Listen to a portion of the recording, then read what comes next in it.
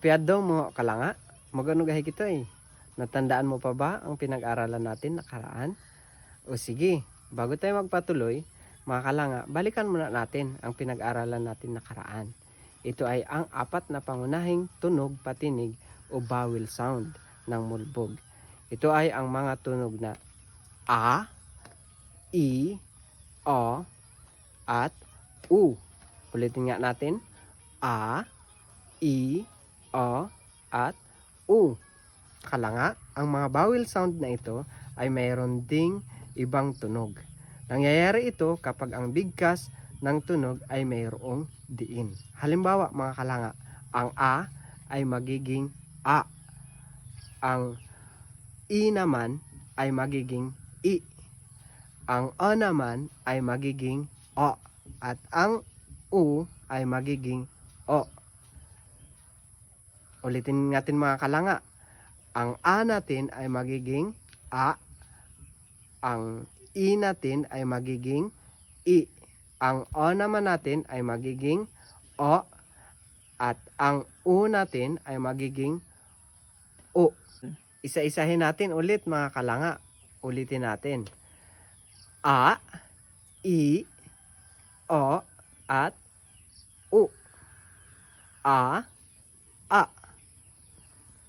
I, O, O, at U, U.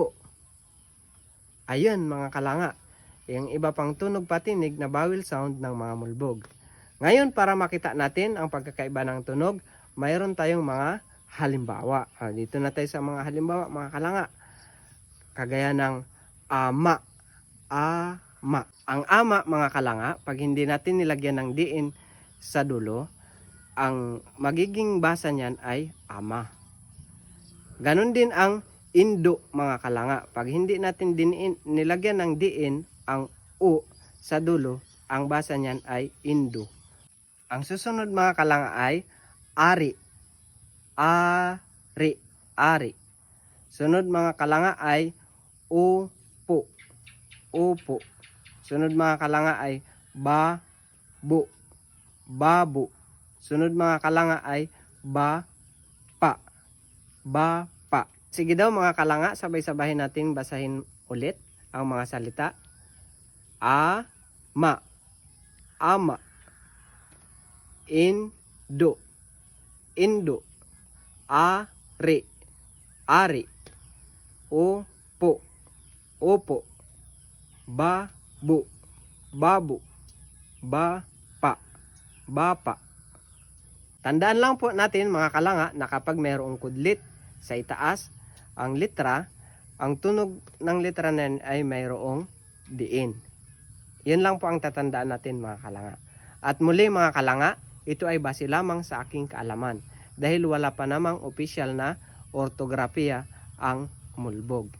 Pero mga kalanga, yun ang goal natin na balang araw sa ating pagtutulungan sa tulong ng Tuhan ay magkaroon tayo ng ortografiya o konkretong basihan ng pagsulat at pagbasa ng salitang mulbog.